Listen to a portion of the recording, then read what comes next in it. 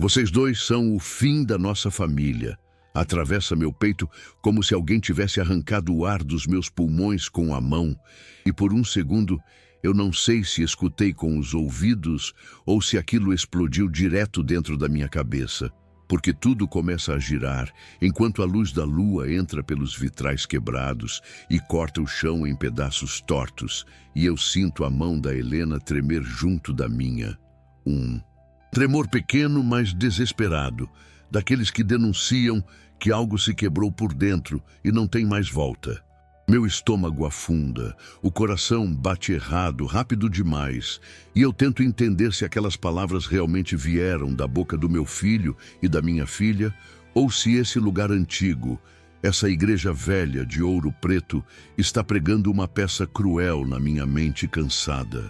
O silêncio depois da frase pesa mais do que o grito.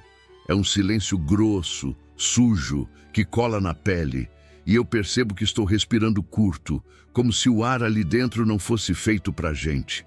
Meus olhos percorrem o altar quebrado onde estamos sentados, e tudo parece errado, fora do lugar, como se a própria fé tivesse sido abandonada ali junto conosco.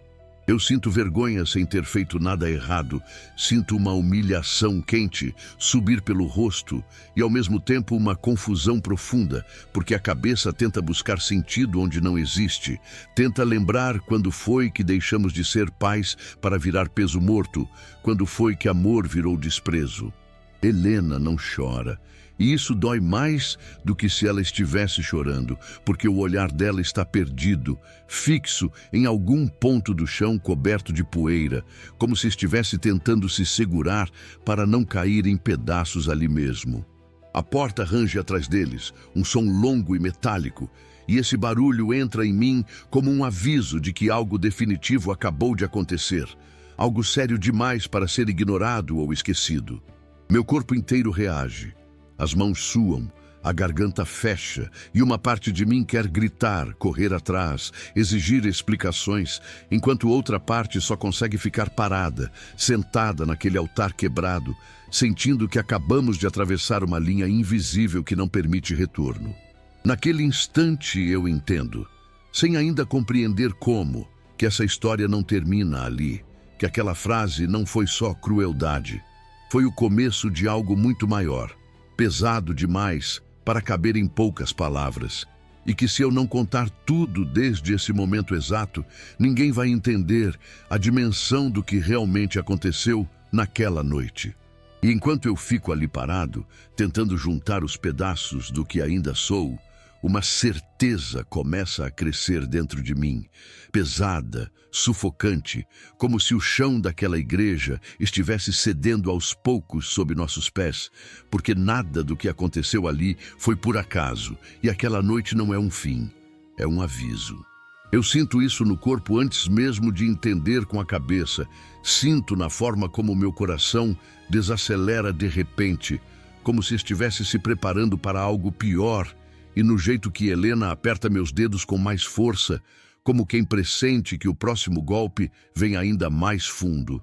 O eco dos passos dele se perdendo do lado de fora não traz alívio, só aumenta o vazio, porque junto com eles vai qualquer ilusão de que aquilo foi um impulso, uma frase dita no calor do momento. Não foi. Foi pensado. Foi escolhido. E isso me assusta mais do que o abandono em si.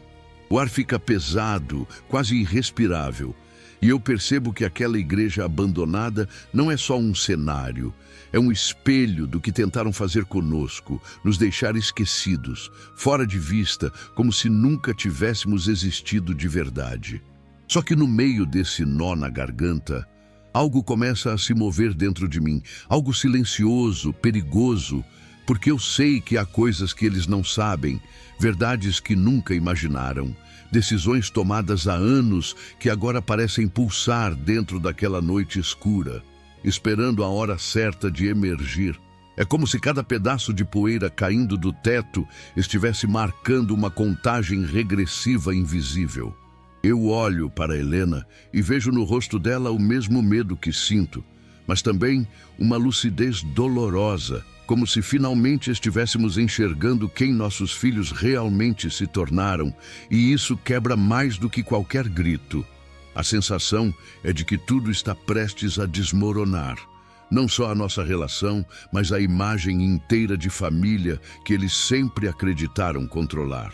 Eu penso por um instante, se você que está me ouvindo conseguiria permanecer sentado ali, em silêncio, depois de ouvir algo assim de quem você criou com tanto esforço, e queria saber de verdade o que você faria no meu lugar, porque eu mesmo ainda não sei se choro, se levanto ou se espero o inevitável. Talvez escrever ou falar sobre isso seja a única forma de não enlouquecer agora, de não deixar que essa dor apodreça por dentro. E se você já viveu algo parecido, ou sente que essa história te toca de algum jeito, comenta, porque às vezes a gente só entende o tamanho do abismo quando outra voz responde do outro lado.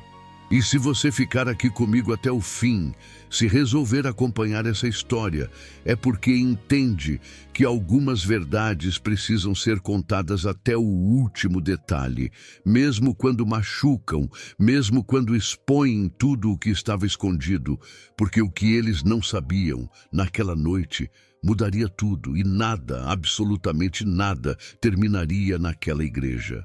Antes de tudo virar esse nó no peito que ainda dói quando respiro fundo, minha vida era pequena no tamanho, mas grande no sentido. Eu acordava cedo em Campinas, sempre antes do sol se firmar no céu, porque o hábito do trabalho nunca me abandonou, mesmo quando o corpo já pedia mais descanso. O café simples na mesa, o cheiro de pão amanhecido, o rádio baixo falando de notícias que eu mal escutava, tudo isso fazia parte de um ritmo que eu repetia há décadas sem reclamar.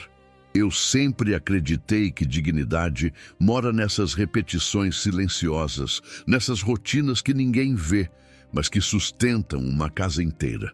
Helena estava quase sempre por perto, cuidando de algo, organizando, limpando, resolvendo pequenos problemas antes que virassem grandes, e havia um tipo de paz nisso, uma paz cansada, mas honesta.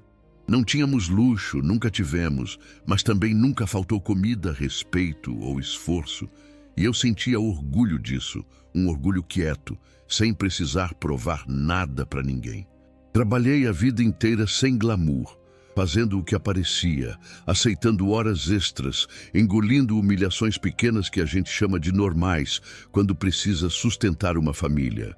Muitas vezes voltei para casa com as mãos doendo, as costas travadas, o corpo inteiro pedindo silêncio, mas com a sensação de dever cumprido, porque Marcos e Patrícia estavam crescendo, estudando, tendo oportunidades que eu nunca tive. Eu olhava para eles e pensava que todo sacrifício fazia sentido, que cada conta paga com aperto, cada sonho adiado, cada vontade engolida em nome da responsabilidade estava construindo algo melhor para o futuro deles. Helena pensava igual. Eu sei disso, porque a gente se entendia no olhar cansado no fim do dia, naquele silêncio que não precisava de palavras, só de presença. Criamos nossos filhos ensinando que caráter vale mais que dinheiro, que família é onde a gente não solta a mão e que respeito não se negocia, mesmo quando a vida aperta. Nossa casa nunca foi grande, mas sempre foi cheia de movimento. Havia domingos simples, almoços demorados, conversas sem pressa, risadas que hoje parecem pertencer a outra vida. Eu me lembro de ajudar Marcos com dever de escola sentado à mesa da cozinha, de ouvir Patrícia reclamar de coisas pequenas que na época pareciam enormes para ela, e de pensar que aquilo era a vida acontecendo do jeito certo. Nunca fui um pai perfeito, sei disso. Errei como qualquer um, falhei em algumas palavras, fui duro quando talvez pudesse ter sido mais leve, mas nunca faltei quando precisei estar presente. Estive em reuniões, em consultas, em noites mal dormidas por preocupação, em momentos difíceis em que bastava estar ali para segurar a mão. Sempre acreditei que amor se prova mais com constância do que com discursos bonitos. Talvez por isso, tudo o que veio depois tenha doído tanto, Porque não foi só uma ruptura, foi como se tivessem apagado anos inteiros de esforço com uma frase cruel. Campinas era o nosso mundo, as ruas conhecidas, os trajetos repetidos, os mesmos mercados, os mesmos vizinhos, os mesmos horários. Eu conhecia o caminho até o trabalho de olhos fechados. Sabia o som da cidade acordando, o movimento dos ônibus, o cheiro do asfalto quente no fim da tarde. A vida seguia sem grandes emoções, mas com uma estabilidade que eu valorizava profundamente. Nunca busquei mais do que isso. Nunca quis poder, status ou reconhecimento. Queria apenas envelhecer com Helena ao meu lado, sentar na varanda quando desse, reclamar do tempo, falar da vida dos filhos, sentir que cumpri meu papel. Sempre achei que isso fosse suficiente, sempre achei que fosse certo. Havia também os sacrifícios invisíveis, aqueles que ninguém agradece. Às vezes em que eu dizia não a mim mesmo para dizer sim para a família. As oportunidades que deixei passar porque não podia arriscar. Os medos que engoli em silêncio para não preocupar ninguém. Tudo isso parecia parte natural de ser pai, de ser marido, de ser homem. Eu nunca questionei muito, nunca cobrei retorno, porque acreditava que o retorno vinha na forma de respeito, de vínculo, de cuidado mútuo. Acreditava que estávamos construindo algo sólido, algo que o tempo não derrubaria tão fácil. Quando lembro de como eu acreditava que tinha criado Marcos e Patrícia para serem pessoas corretas, sinto uma mistura de tristeza e incredulidade que aperta o peito. Eu realmente acreditava. Acreditava de um jeito quase ingênuo, talvez, mas verdadeiro.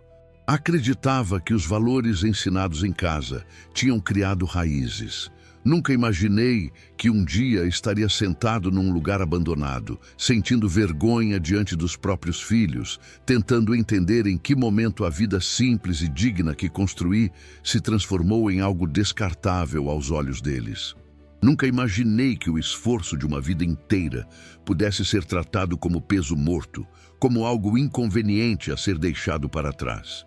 Esse passado, essa rotina, esses sacrifícios silenciosos são o que tornam aquela noite tão devastadora, porque não foi apenas um abandono físico, foi o colapso de tudo aquilo que eu achava que tinha construído. Foi perceber que a história que eu contava a mim mesmo sobre família talvez não fosse a mesma história que eles carregavam. Foi entender tarde demais que amor para alguns vira cálculo, e que dignidade nem sempre é reconhecida por quem mais deveria reconhecê-la. E é exatamente por isso que aquela noite não me destruiu só naquele momento. Ela reverberou em tudo o que eu fui antes, em tudo o que eu acreditava ser, transformando lembranças simples em feridas abertas que ainda hoje custam a cicatrizar. Quando a ligação veio, eu não estava preparado para o que ela despertou em mim.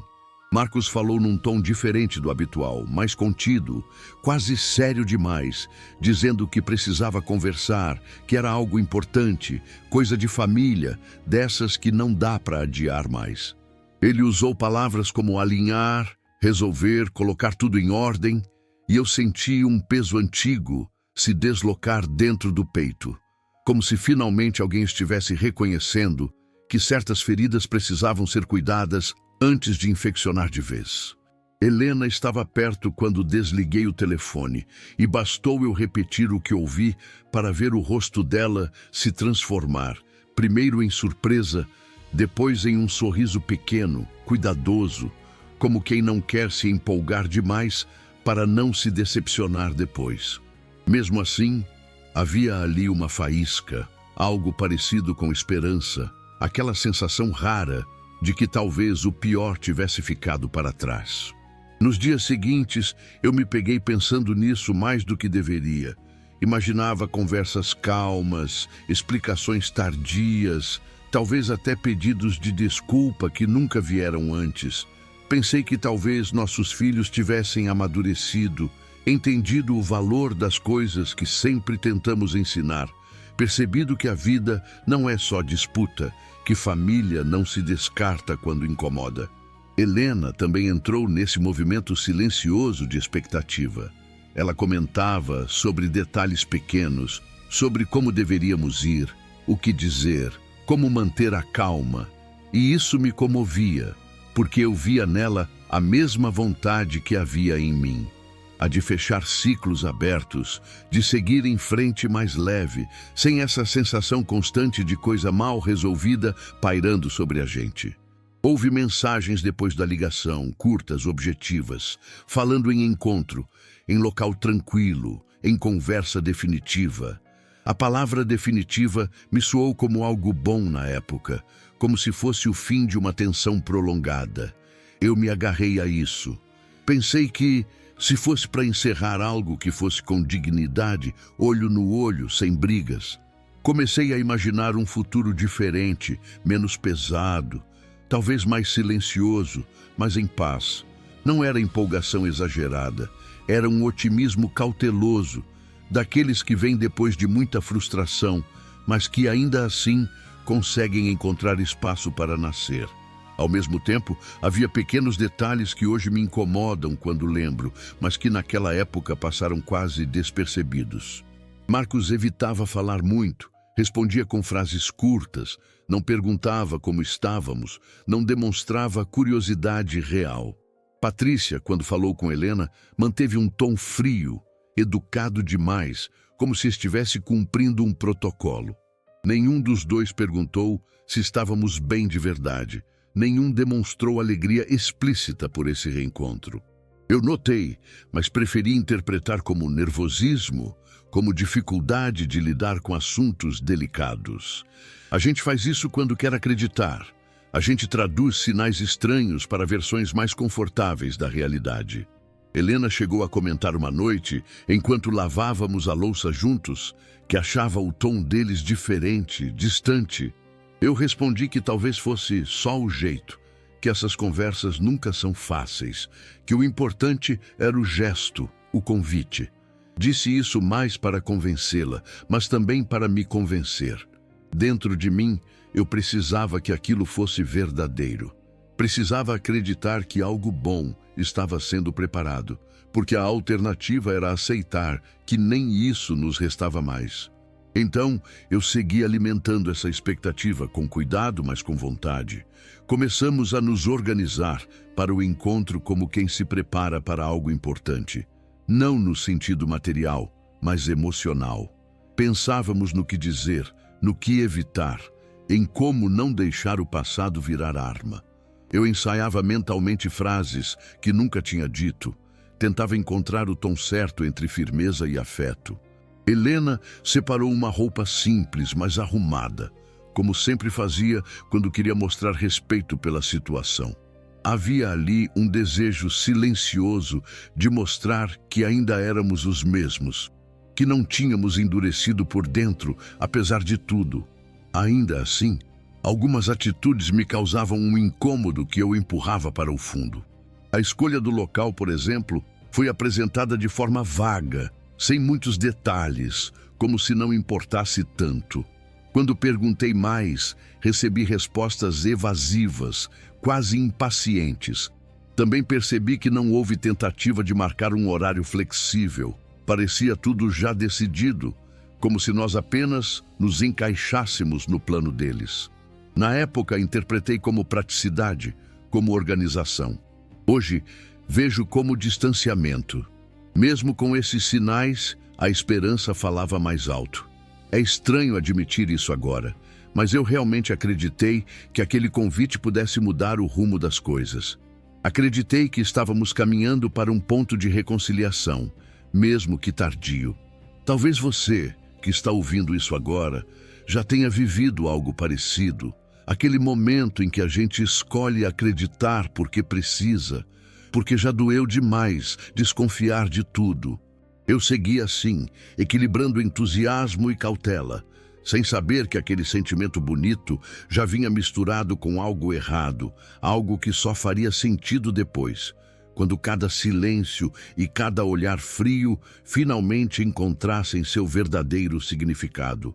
Saímos de Campinas ainda cedo, antes do dia clarear por completo, E desde o primeiro quilômetro na estrada havia algo diferente no ar, um silêncio que não combinava com aquela viagem que, em tese, deveria trazer alívio.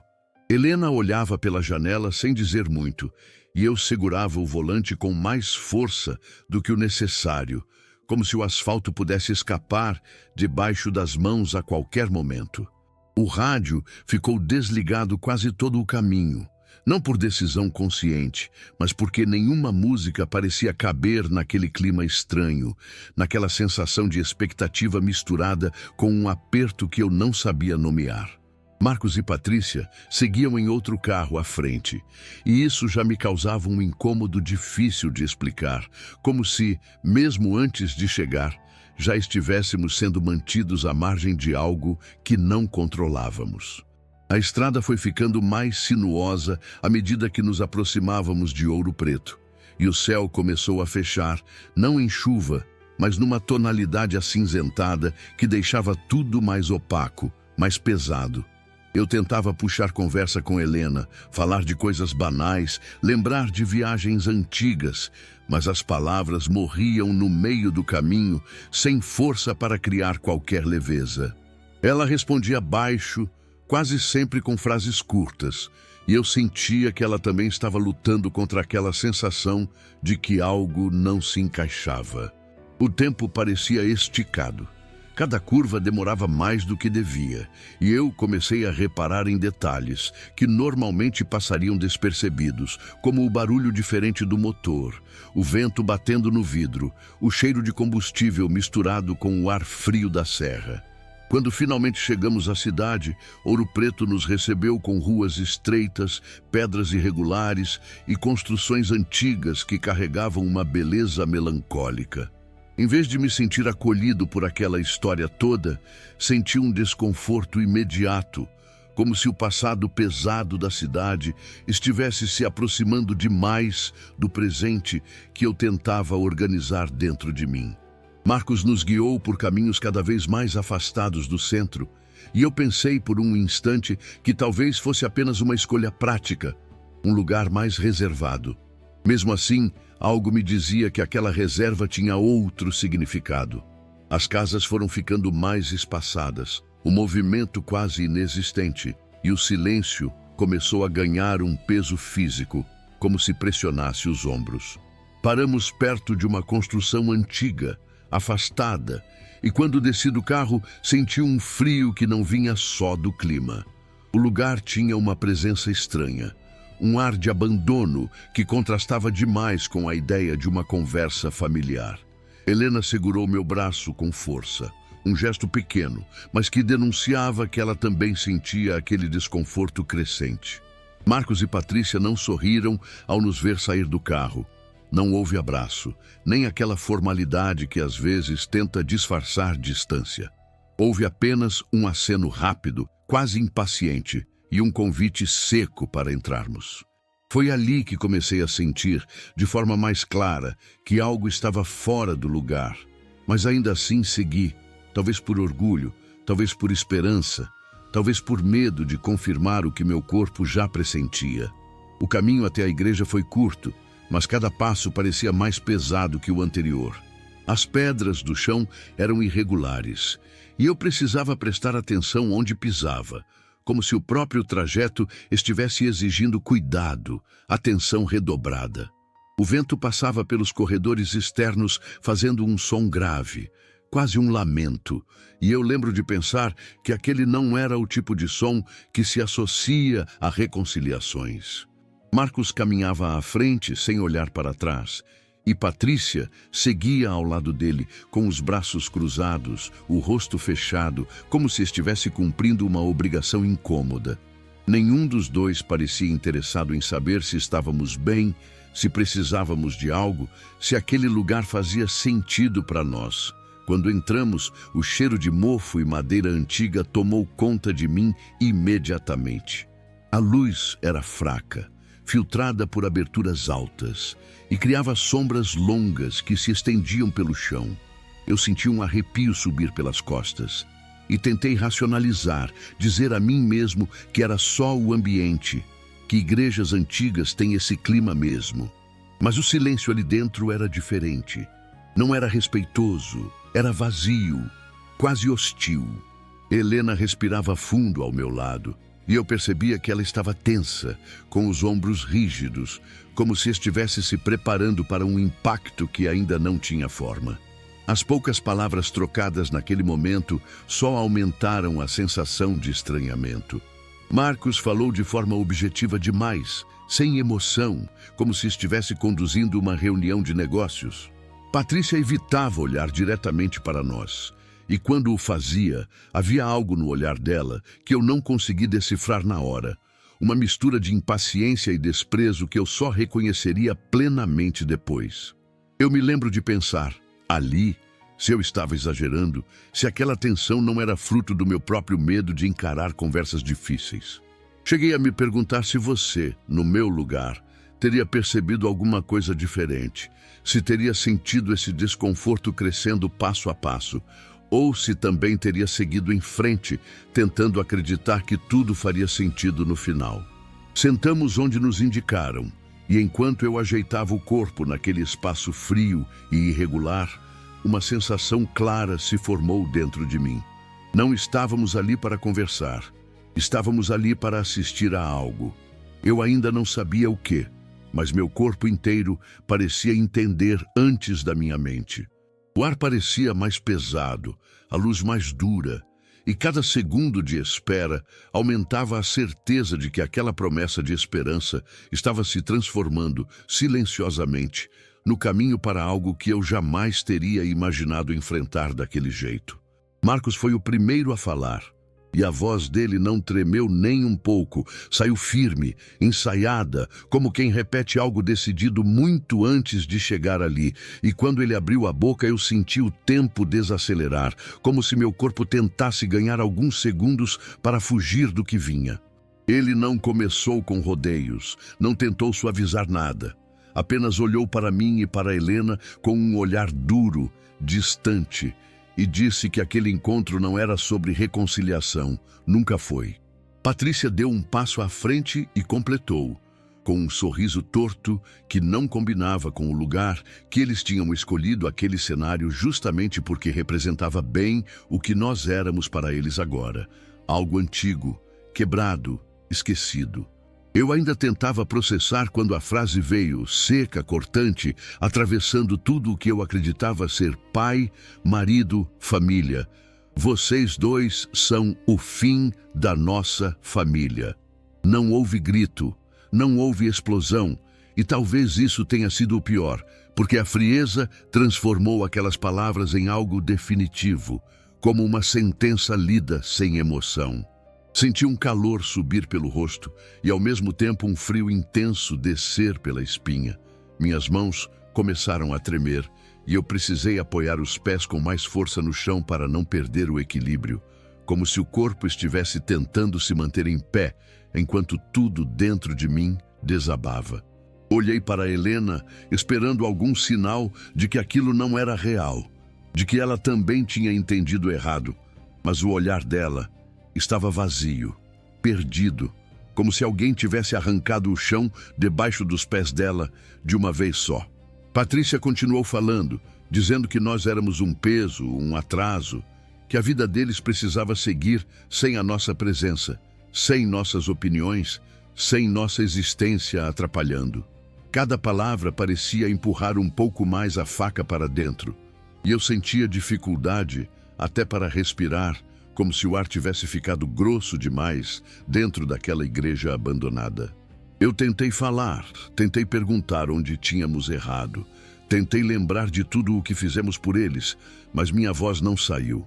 Ficou presa na garganta, engasgada pela incredulidade. Marcos desviou o olhar, não por vergonha, mas por impaciência, como quem não quer prolongar algo desagradável. Ele disse que aquilo não era um debate, que a decisão estava tomada e que o melhor que poderíamos fazer era aceitar. Helena segurou minha mão com força e eu senti as unhas dela cravarem na minha pele. Um gesto desesperado de quem ainda tenta se manter ancorada em alguma coisa real enquanto o mundo implode. Então veio o gesto que destruiu o que ainda restava de confiança. Marcos apontou para o altar quebrado e disse, num tom quase irônico, que poderíamos ficar ali, que aquele lugar combinava conosco, que ninguém sentiria nossa falta. Patrícia riu, um riso curto, frio, que ecoou naquele espaço vazio de um jeito cruel, e comentou que a igreja era perfeita para relíquias humanas inúteis. Aquilo me atingiu com uma violência física, como se alguém tivesse me empurrado contra a parede por dentro. Eu senti vergonha. Uma vergonha que não vinha de culpa, mas de exposição, de estar sendo reduzido a nada diante de quem eu mais amei. A confusão mental foi imediata. Minha cabeça tentava montar frases, lembranças, cenas do passado, buscando algum ponto em que tudo tivesse começado a dar errado, mas não encontrava nada que justificasse aquele desprezo. Era como se duas realidades estivessem colidindo. A do pai que acordava cedo, que sustentou, que cuidou, e a do homem sentado num altar quebrado sendo tratado como lixo. Eu olhava ao redor e tudo parecia irreal demais. O cheiro de mofo, a poeira caindo devagar, a luz fraca desenhando sombras tortas, como se o próprio ambiente estivesse zombando da nossa situação. Quando a porta começou a ranger atrás deles, um som longo, arrastado, senti um aperto no peito tão forte que pensei que fosse cair ali mesmo. Helena finalmente chorou, mas foi um choro silencioso, sem soluços, lágrimas escorrendo sem força, como se ela estivesse tentando se manter inteira por pura teimosia. Eu quis levantar, correr atrás, exigir explicações, gritar que aquilo não podia acabar assim, mas meu corpo não respondeu. Fiquei sentado, paralisado, sentindo uma dor profunda, pesada, que não gritava, mas esmagava devagar. A porta se fechou com um estrondo seco e o eco desse som ficou reverberando dentro de mim muito depois de eles terem ido embora. Ali, naquele instante, eu entendi o que era ser abandonado de verdade. Não era só estar sozinho num lugar vazio, era ser descartado emocionalmente, apagado da história de quem você ajudou a construir. Eu senti uma mistura de revolta e incredulidade, uma vontade imensa de desaparecer e ao mesmo tempo de provar que eles estavam errados. Mas naquele momento não havia força para nada disso, só havia o choque, a dor crua, a sensação de que algo sagrado tinha sido violado. Sentado naquele altar quebrado, ao lado da mulher com quem dividi uma vida inteira, eu percebi que a humilhação não tinha sido apenas o que disseram, mas o cenário escolhido, o desprezo calculado, a frieza de ir embora sem olhar para trás, deixando a gente ali como se não valesse nem o esforço de uma despedida.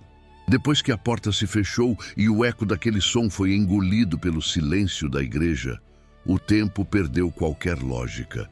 Não sei dizer quanto ficamos ali sentados, talvez minutos, talvez horas, porque o relógio deixou de existir naquele instante. O que existia era um vazio pesado, denso, que parecia ocupar todo o espaço ao redor e também dentro de mim.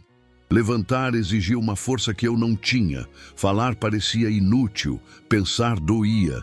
Helena permanecia ao meu lado, encolhida, respirando curto, como se cada inspiração fosse um esforço consciente para continuar viva. Eu olhava para ela e sentia uma culpa que não sabia explicar, uma sensação absurda de ter falhado em protegê-la daquele tipo de dor, mesmo sabendo que nada do que fiz poderia ter evitado aquilo. Quando finalmente conseguimos sair dali, já era noite fechada. A cidade parecia indiferente à nossa existência, as ruas vazias, as luzes fracas refletindo nas pedras molhadas, e cada passo que dávamos parecia nos afastar ainda mais da vida que conhecíamos. Entramos no carro sem trocar quase nenhuma palavra. Eu liguei o motor e fiquei alguns segundos parado, com as mãos apoiadas no volante, tentando lembrar como se faz para seguir em frente quando tudo dentro de você está quebrado. O caminho de volta foi silencioso, mas não um silêncio calmo, era um silêncio barulhento, cheio de pensamentos se chocando uns contra os outros, perguntas sem resposta, imagens que se repetiam como se minha mente estivesse presa naquela igreja. Nas horas seguintes e depois nos dias que vieram, a sensação foi de queda livre. Eu acordava no meio da noite com o coração disparado, revivendo cada palavra, cada olhar frio, cada gesto de desprezo. Durante o dia, tentava agir normalmente, mas qualquer coisa pequena era suficiente para me desmontar. Um barulho, um cheiro, um lugar que lembrasse algo do passado fazia tudo voltar com força total. A autoconfiança, que sempre foi simples, mas sólida, parecia ter sido arrancada de mim. Comecei a duvidar de tudo, das escolhas que fiz, do pai que fui, do homem que achei que era. Perguntava a mim mesmo onde tinha errado, em que momento deixei de ser suficiente, se aquela rejeição era o resultado inevitável de alguma falha minha que eu nunca enxerguei. Havia também a raiva, uma raiva silenciosa, que não explodia, mas corroía devagar. Raiva de ter sido enganado pela própria esperança, raiva de ter acreditado, raiva de ter me permitido ser exposto daquela forma. Em alguns momentos, essa raiva se voltava contra eles, em outros, contra mim mesmo. Eu oscilava entre a vontade de nunca mais pensar no assunto e a obsessão em entender cada detalhe, cada decisão que levou àquele desfecho. A tristeza vinha logo depois, pesada, cansativa, trazendo junto uma sensação de luto, como se eu estivesse enterrando não apenas uma relação, mas uma parte inteira da minha identidade. Helena sofria de um jeito diferente, mais silencioso ainda. Ela falava pouco, mas eu percebia no olhar dela que algo tinha se quebrado profundamente. Às vezes, eu a pegava olhando para o nada, perdida em pensamentos que eu não conseguia alcançar, e isso me doía mais do que qualquer palavra. Tentávamos nos apoiar um no outro, mas havia momentos em que a dor de cada um era grande demais para caber no espaço do outro. Ainda assim, era a única coisa que tínhamos. A presença, o toque, a tentativa de lembrar que não estávamos completamente sozinhos, mesmo quando tudo indicava o contrário. O medo também se instalou, um medo estranho, não de algo concreto, mas de um futuro vazio, de envelhecer com essa ferida aberta, de carregar para sempre a sensação de ter sido descartado. Eu me perguntava se algum dia conseguiria olhar para mim mesmo sem sentir vergonha, sem ouvir aquela frase ecoando na cabeça. E no meio desse turbilhão, surgiam perguntas que não me davam descanso. Já sentiu algo assim? Algo que faz você duvidar do seu próprio valor, mesmo sabendo racionalmente que não fez nada para merecer aquilo? Porque é nesse ponto que eu me encontrava, tentando me lembrar de quem eu era antes de tudo isso, enquanto lutava para não deixar que a dor definisse quem eu passaria a ser. As horas se arrastavam, os dias se confundiam, e a sensação constante era de exaustão, não apenas física, mas emocional, como se cada pensamento exigisse um esforço enorme.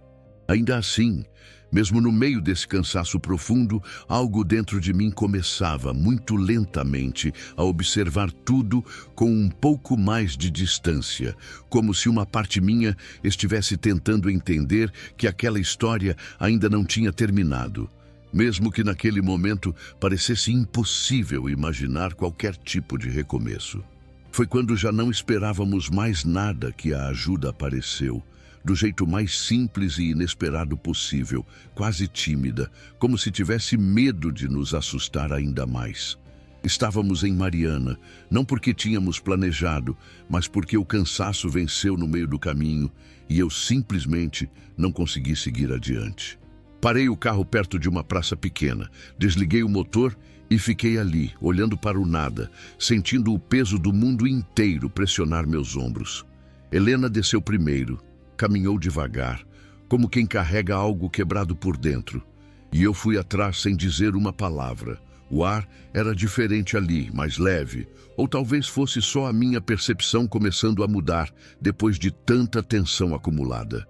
Sentamos em um banco de pedra, e eu lembro de pensar que aquele era o primeiro lugar, desde a igreja, onde ninguém nos olhava com julgamento. As pessoas passavam, seguiam suas vidas, e aquela normalidade me causou um choque estranho, quase doloroso, porque mostrava que o mundo não tinha acabado, mesmo que o nosso tivesse sido virado do avesso. Foi então que uma mulher se aproximou devagar, com um cuidado que eu não via há dias. Ela perguntou se estava tudo bem, mas não daquele jeito automático que se pergunta por educação. Havia algo na voz dela que denunciava a atenção de verdade. Eu respondi que sim, por hábito, mas Helena não conseguiu sustentar a mentira e começou a chorar. Um choro contido, mas profundo, desses que vêm depois de muito segurar. A mulher não insistiu em perguntas, não pediu explicações, não tentou consertar nada. Apenas sentou ao nosso lado e ficou ali, em silêncio, oferecendo presença. Aquilo me desmontou mais do que qualquer palavra dura que eu tinha ouvido antes, porque depois de tanta frieza calculada, alguém simplesmente ficar sem exigir nada parecia quase irreal. Aos poucos, outras pessoas se aproximaram. Um senhor que trazia um café quente, uma jovem que ofereceu água, gestos pequenos, quase invisíveis, mas que naquele momento tinham um peso enorme. Ninguém perguntou quem éramos, de onde vínhamos ou o que tínhamos feito para merecer ajuda. Apenas ajudaram. Quando finalmente conseguimos falar, as palavras saíram confusas, quebradas, misturadas com pausas longas e respirações profundas. Não contamos tudo, não conseguimos, mas falamos o suficiente para que eles entendessem que algo muito sério tinha acontecido. E ainda assim, não houve julgamento, não houve curiosidade mórbida, não houve aquele olhar de quem tenta decidir de quem é a culpa. Houve apenas compreensão. Aquela compreensão silenciosa que não precisa de explicação completa para existir. Eu senti um alívio estranho, quase culpado, por perceber que ainda havia humanidade fora da nossa história familiar, que nem tudo estava contaminado pelo desprezo que tínhamos acabado de viver. Fomos convidados a entrar em um espaço simples, nada sofisticado, nada preparado para grandes histórias, mas que tinha algo que eu não sentia há dias: acolhimento. Sentamos em cadeiras comuns, sob uma luz suave, e pela primeira vez, desde a humilhação, eu consegui respirar sem sentir o peito apertar imediatamente. Helena segurava uma xícara quente com as duas mãos, como se aquele calor pudesse costurar algo que tinha sido rasgado por dentro. E eu observava cada gesto ao redor, cada sorriso discreto, cada palavra cuidadosa, tentando entender como estranhos conseguiam oferecer mais respeito em minutos do que nossos próprios filhos em uma vida inteira. Houve um momento em que me dei conta de que ninguém ali estava tentando nos salvar, nos aconselhar ou nos transformar em algo diferente. Eles apenas nos viam. E ser visto naquele estado foi um choque emocional profundo. Eu senti uma mistura de gratidão e tristeza, porque aquela bondade inesperada escancarava ainda mais a crueldade que tínhamos enfrentado. Mas ao mesmo tempo algo começou a se reorganizar dentro de mim, como se uma parte machucada estivesse finalmente encontrando um lugar seguro para repousar, nem que fosse por algumas horas. A noite caiu de um jeito diferente em Mariana. Não parecia ameaçadora, não parecia pesada. Havia sons de conversa ao longe, passos tranquilos e uma sensação de continuidade que eu tinha esquecido que existia. Eu e Helena trocamos um olhar longo, silencioso, e naquele olhar havia dor, sim, mas também algo novo, frágil, quase imperceptível, parecido com esperança. Não a esperança ingênua de antes, aquela que acredita sem questionar, mas uma esperança cautelosa, construída sobre a ideia de que talvez não estivéssemos tão sozinhos quanto tínhamos acreditado. Quando fomos nos despedir, ninguém fez promessas grandiosas, ninguém disse que tudo ficaria bem. Disseram apenas que estávamos ali, que podíamos voltar, que não precisávamos atravessar aquilo sozinhos. E essas palavras, simples e honestas, tiveram um impacto enorme. Ao sair, senti que algo tinha mudado, não porque a dor tivesse desaparecido, mas porque ela já não ocupava todo o espaço.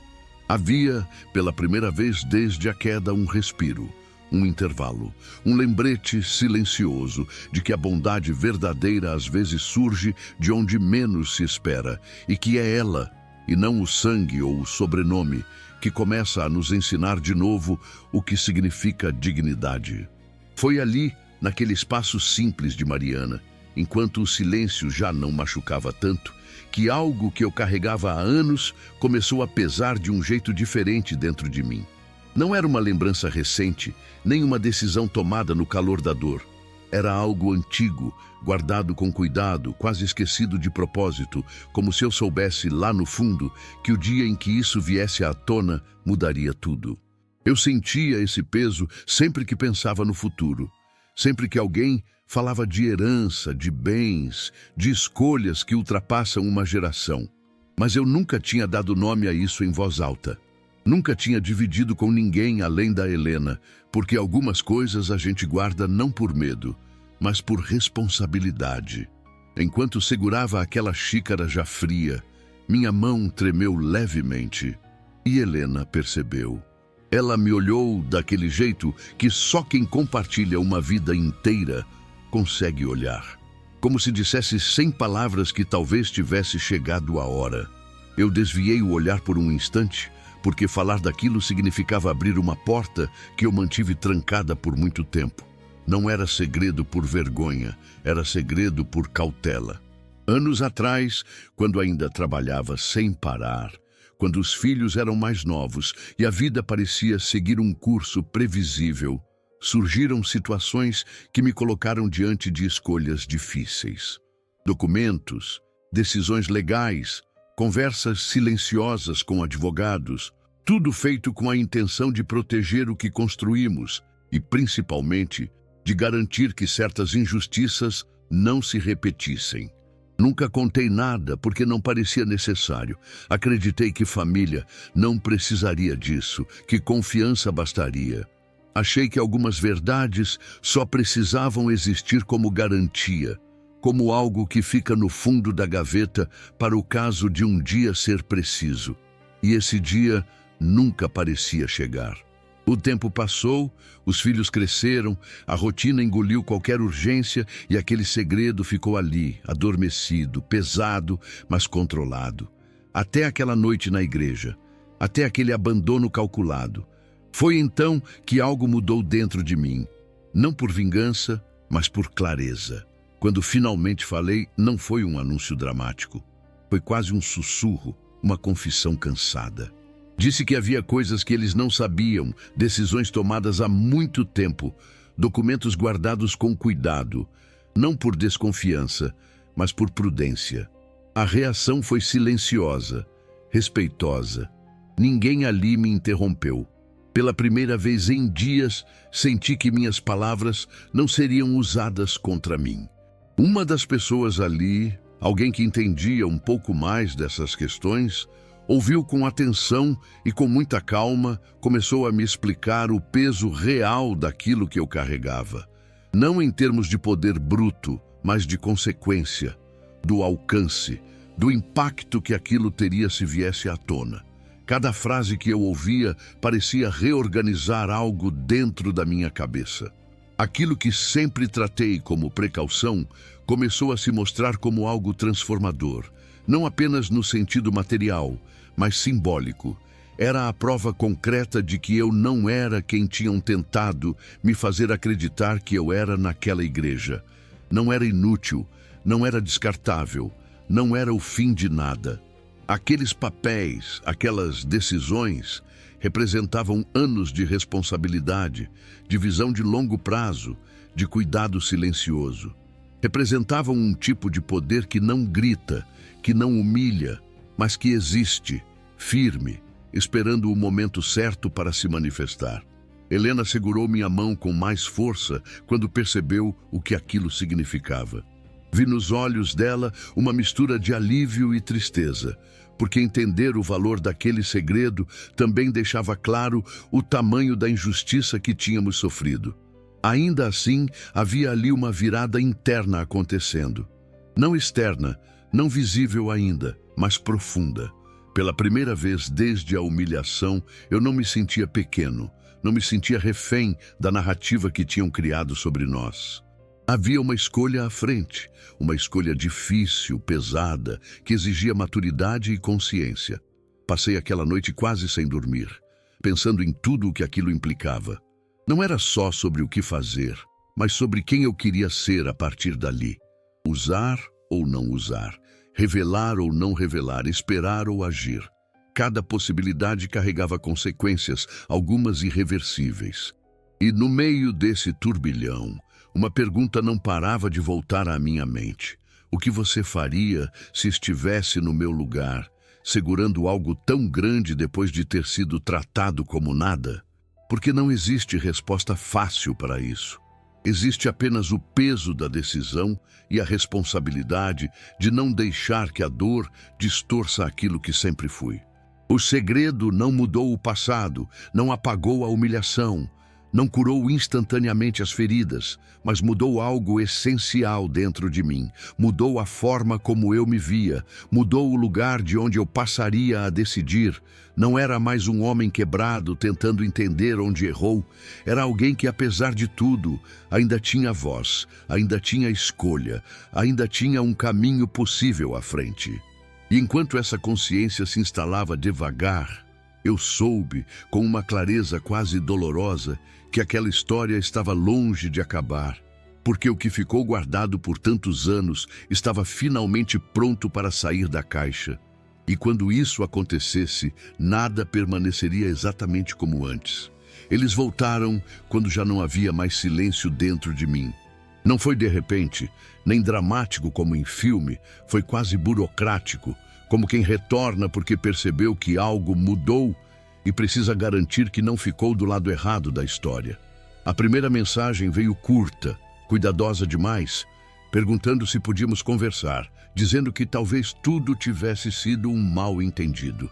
Eu li aquela frase várias vezes, sentindo um misto de incredulidade e cansaço, porque não havia nada ali que lembrasse arrependimento verdadeiro, apenas cautela. Helena leu comigo, em silêncio, e quando levantou os olhos, eu vi que ela também já tinha entendido. Eles não estavam voltando por nós, estavam voltando por eles. A aceitamos encontrar, não por esperança de reconciliação, mas porque havia algo que precisava ser dito olhando nos olhos. Algo que eu não carregaria mais em silêncio. O encontro foi marcado em um lugar neutro, claro, sem simbologias, sem cenários que pudessem ser usados como arma emocional. Quando cheguei, vi Marcos primeiro. Ele parecia diferente, mais contido, o sorriso ensaiado tentando esconder a tensão. Patrícia veio logo depois, com um abraço rápido em Helena, que mais parecia um gesto calculado do que afeto. Sentamos e por alguns segundos ninguém falou nada, como se todos esperassem que alguém desse o primeiro passo. Fui eu. Disse que estava ali para ouvir, mas que não aceitava distorções. Marcos começou falando sobre estresse, sobre decisões tomadas no calor do momento, sobre como a vida anda difícil. Falou muito e disse pouco. Patrícia entrou logo depois, dizendo que talvez tivessem exagerado, que a intenção nunca foi machucar daquele jeito. Ouvir aquilo me causou uma estranha calma, porque ficou claro o quanto eles tentavam reduzir o que fizeram a um simples excesso emocional. Eu deixei que falassem, observei cada gesto, cada pausa, cada tentativa de medir minhas reações e percebi que por trás das palavras havia pressa. Em algum momento, Marcos mencionou assuntos práticos, futuros, possibilidades de alinhamento, e foi ali que a máscara caiu de vez. Não precisei levantar a voz. Apenas perguntei se eles lembravam exatamente do que disseram naquela igreja, do cenário que escolheram, do riso que ecoou enquanto nos deixavam sentados como se fôssemos nada. O silêncio que se formou foi pesado. Patrícia desviou o olhar, Marcos respirou fundo e disse que as coisas não tinham sido bem assim. Essa tentativa de reescrever a realidade foi o que me deu força para continuar. Eu disse com calma que aquilo não tinha sido um desentendimento, tinha sido uma escolha, que ninguém abandona alguém daquele jeito por impulso, que cada palavra dita ali tinha sido pensada para ferir, para humilhar, para encerrar algo sem deixar espaço para a resposta. Disse que eu não estava ali para negociar sentimentos, nem para ouvir justificativas convenientes, mas para deixar claro que aquela noite tinha encerrado uma ilusão que eu carreguei por anos. Helena então falou. A voz dela não tremia. Ela disse que o que mais doeu não foi o abandono em si, mas a frieza, o desprezo, o olhar de quem já tinha decidido que nós não importávamos mais. Patrícia tentou chorar. Não sei se era real ou não, mas naquele momento já não fazia diferença. Ela disse que se arrependeu, que pensou muito, que talvez tivesse sido dura demais. Marcos falou em família, em laços que não deveriam ser rompidos, em tentar seguir em frente. Eu ouvi tudo e pela primeira vez não senti vontade de me justificar. Quando falei, minhas palavras saíram firmes, sem raiva, mas também sem concessões. Disse que família não é um título automático, é uma relação construída no respeito e que quem usa a humilhação como ferramenta perde o direito de cobrar proximidade depois. Expliquei que eu sabia do interesse por trás daquela reaproximação, que não era difícil perceber quando alguém volta porque sente que perdeu controle, não porque reconheceu o erro. Disse que durante muito tempo aceitei menos do que merecia em nome da paz, mas que aquela versão de mim tinha ficado naquela igreja. Que hoje eu entendia meu valor não pelo que possuía, mas pelo que nunca perdi: dignidade. Marcos tentou interromper, mas eu pedi que ouvisse até o fim, porque aquela seria a última vez que eu falaria sobre isso. Falei que não guardava ódio, mas também não guardava mais ilusões. Que perdão não significa acesso irrestrito e que arrependimento verdadeiro não vem acompanhado de interesses ocultos. Disse que eles precisariam conviver com as escolhas que fizeram, assim como eu precisei conviver com a dor que causaram. Helena completou dizendo que não desejava mal algum, mas que não permitiria mais que a tratassem como algo descartável. Aquilo pareceu atingir Patrícia de um jeito diferente, talvez porque, pela primeira vez, não havia espaço para manipulação emocional. O silêncio que se seguiu não foi desconfortável para mim, pelo contrário, foi libertador. Eu percebi ali que não precisava mais convencer ninguém de nada. Não precisava ser compreendido para seguir em frente. Quando Marcos perguntou se ainda havia alguma chance de reconstruir algo, respondi com honestidade dolorosa. Talvez um dia exista respeito à distância, mas o que foi quebrado ali não se reconstrói com palavras bonitas. Disse que o vínculo que existia dependia de algo que eles escolheram destruir e que agora o máximo que eu podia oferecer era clareza. Nos levantamos. Não houve abraço. Não houve promessa. Houve apenas um encerramento silencioso, definitivo. Ao sair, senti algo que não sentia há muito tempo. Leveza. Não porque a dor tinha desaparecido, mas porque ela já não me controlava. Eu não era mais o homem tentando entender por que foi rejeitado. Era alguém que tinha finalmente colocado um ponto final onde antes só havia reticências. Ao caminhar ao lado de Helena, senti que, apesar de tudo, tínhamos recuperado algo essencial: a capacidade de nos olhar sem vergonha. Aquele confronto não trouxe vingança, nem aplausos, nem redenção fácil. Trouxe verdade. E a verdade, quando finalmente dita, tem um poder silencioso de libertar. Ali, naquele momento, eu soube que a ilusão tinha acabado de vez. E que isso, por mais doloroso que fosse, também era o início de uma vida em que eu não precisaria mais mendigar respeito de quem escolheu me tratar como nada. Depois daquele confronto, a vida não voltou ao normal, porque o normal que eu conhecia já não existia mais. O que veio foi outra coisa, mais silenciosa, mais verdadeira, e demorou um tempo até eu aceitar que isso também era vida. Eu e Helena voltamos para casa sem fazer discurso, sem prometer que ficaríamos bem, sem inventar força onde não existia. Voltamos com um cansaço que não era só do corpo, era um cansaço da alma, como se a gente tivesse atravessado um temporal por dentro e agora estivesse molhado até os ossos, tentando se aquecer sem saber onde. E foi ali, nos dias seguintes, que eu comecei a entender. O pior não tinha sido só a humilhação. O pior tinha sido a quebra de uma ilusão antiga. Uma ilusão que eu carreguei por anos, achando que era amor, achando que era esperança, achando que era família. Nos primeiros dias, eu andava pela casa como quem pisa em vidro. Cada canto guardava uma lembrança, e cada lembrança parecia me olhar de volta, perguntando se eu ainda acreditava no que a gente chamava de nós. Eu abria a geladeira e lembrava de domingos em que Marcos e Patrícia comiam, como se aquele teto fosse o lugar mais seguro do mundo. Eu passava pela sala e via, na minha cabeça, a cena de Helena dobrando roupa com paciência, fazendo a vida caber em detalhes pequenos. Eu sentava no sofá e, sem perceber, esperava o barulho de uma chave na porta, o riso, a presença, e aí a realidade batia de novo. Não vinha. E não doía só por eles não virem. Doía porque eu tinha que aceitar que aquilo não voltaria mais do jeito que eu imaginava. Helena ficou mais quieta do que o normal. Ela sempre foi forte, sem fazer barulho.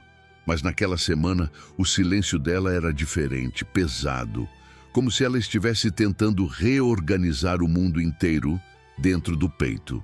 Às vezes, eu encontrava ela olhando para um ponto fixo, como quem conversa com algo que ninguém vê, e eu também fazia isso, só que em mim o pensamento vinha como uma pergunta sem descanso.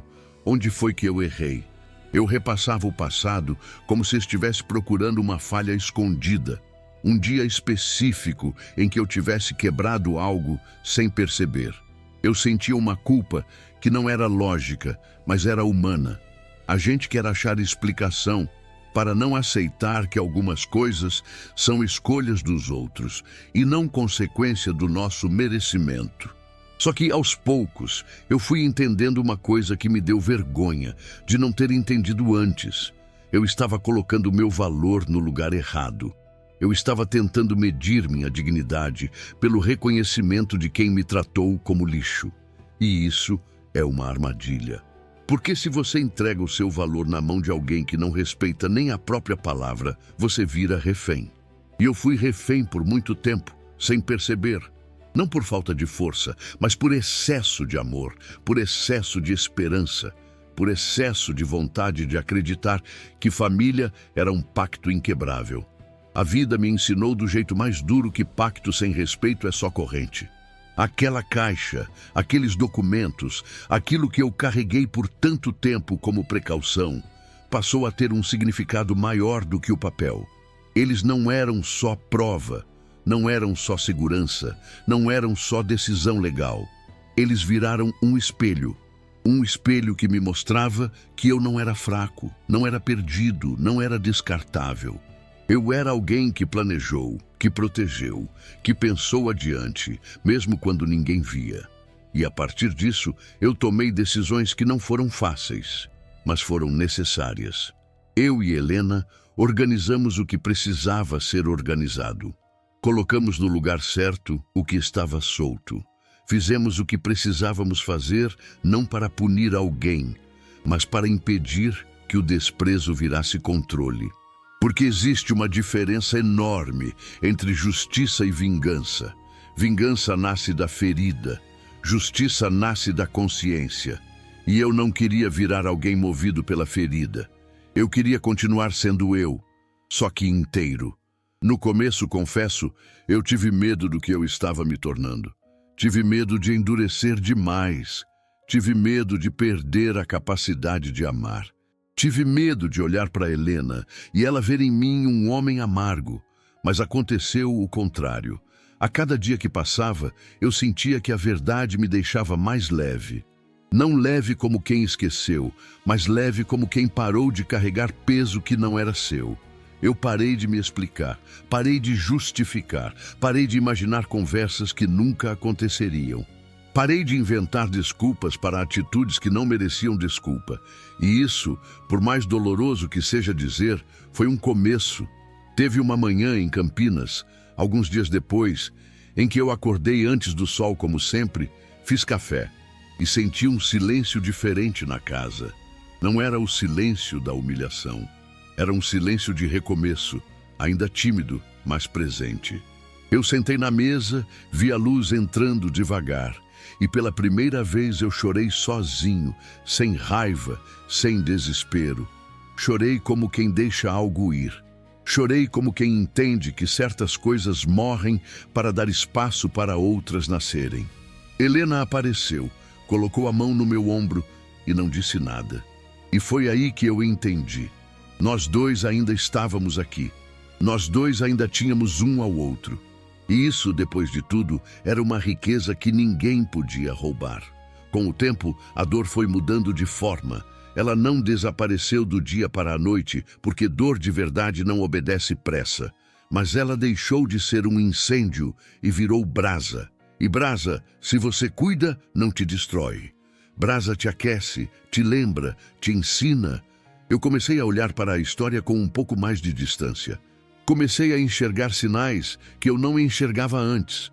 O jeito como certas atitudes já estavam frias há anos. O jeito como a gratidão foi virando cobrança. O jeito como o amor deles foi virando conveniência. Eu não digo isso para acusar, porque acusação não me devolve nada. Eu digo isso porque entender me devolveu paz. Paz não é esquecer. Paz é parar de lutar contra a verdade.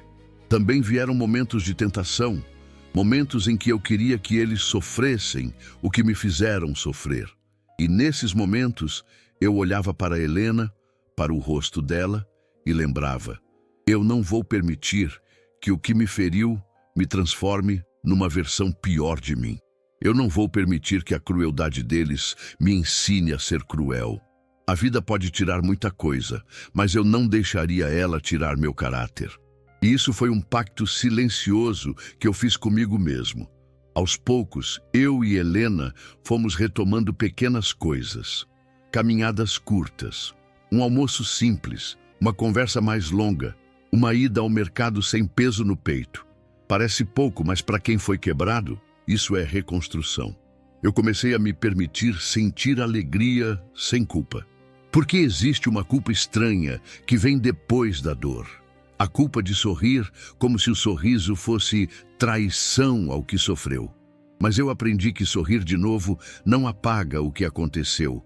Sorrir de novo é uma forma de dizer: eu sobrevivi. E foi nesse processo que eu aprendi as maiores lições. Aprendi que valor não vem do quanto você dá, mas do quanto você se respeita. Aprendi que respeito não é pedido, é exigido com limites. Aprendi que família não é sobrenome, é postura. Aprendi que amor que te humilha não é amor, é controle. E aprendi, principalmente, que dignidade não é algo que o outro te concede. Dignidade é algo que você protege, mesmo quando está sangrando por dentro. Muita gente acha que justiça do destino é o outro cair, o outro pagar, o outro ser punido. Mas a justiça que eu vivi foi diferente. A justiça foi eu levantar, foi eu recuperar meu lugar, foi eu olhar no espelho e não me odiar, foi eu dizer basta sem gritar. Foi eu perceber que a minha história não terminaria no altar quebrado de uma igreja velha, porque eu não nasci para ser descartado, e Helena também não. A justiça foi o destino me lembrar, por caminhos tortos, que o que é verdadeiro permanece, mesmo quando tentam apagar. Hoje, quando penso naquela noite, eu ainda sinto um arrepio. Ainda lembro do eco da porta, ainda ouço a frase cortando o ar. Mas eu também lembro do que veio depois. A mão estendida em Mariana, o acolhimento sem julgamento, a dignidade se reorganizando por dentro. a coragem de encarar quem me feriu sem me perder. E isso fecha o ciclo, porque eu não sou mais o homem sentado em silêncio, esperando explicação. Eu sou o homem que aprendeu a escolher a própria paz. E sabe o que é mais estranho? Depois que a ilusão caiu, eu parei de temer o futuro. Porque antes eu vivia tentando manter algo vivo a qualquer custo. Agora eu vivo cuidando do que é real. Eu e Helena tomamos nossas decisões com clareza. Seguimos com simplicidade, mas com firmeza. Não buscamos vingança, buscamos proteção, não buscamos humilhar, buscamos preservar. E dentro dessa escolha, nasceu uma paz que eu achei que nunca mais sentiria. Não é a paz perfeita de quem nunca sofreu. É a paz madura de quem sofreu e ainda assim escolheu não se perder. Se você está me ouvindo agora, talvez essa história tenha mexido com alguma coisa aí dentro. Talvez você também tenha sido colocado de lado por alguém que você amava. Talvez você já tenha ouvido uma frase que te fez duvidar do seu valor. Talvez você esteja vivendo um silêncio parecido com o que eu vivi. Se for esse o caso, eu quero te dizer uma coisa de forma simples. Você não é o que fizeram você sentir. Você não é o rótulo que te colocaram. Você é o que você escolhe ser depois da dor. E se essa história te tocou, fica por aqui. Se inscreve no canal, porque aqui a gente não conta só tragédia. A gente conta transformação. A gente conta justiça do destino do jeito mais verdadeiro. Quando o coração aprende a se levantar sem perder a dignidade. Ativa o sininho também, porque toda história que chega aqui carrega um pedaço de alguém que precisava ser ouvido. E quando você acompanha, comenta, compartilha, você ajuda esse tipo de narrativa a alcançar mais gente que está vivendo em silêncio. Você não precisa fazer isso como apoio ao canal. Faz isso como apoio a quem precisa de um sinal de que a vida ainda pode virar. Às vezes, uma história muda o dia de alguém. Às vezes, muda a vida. Eu não sei o que será de Marcos e Patrícia daqui para frente. Não controlo escolhas que não são minhas. O que eu controlo é o meu caminho, o meu lar, a minha consciência. E hoje, com tudo o que aprendi, eu consigo dizer sem tremer, eu fechei o ciclo. Eu parei de implorar por migalhas de afeto. Eu parei de confundir dor com amor. Eu parei de aceitar ser tratado como menos. E quando eu olho para Helena, eu vejo a mesma coisa. Uma mulher que sofreu, mas não perdeu a alma. Uma mulher que continuou sendo digna, mesmo quando tentaram torná-la invisível.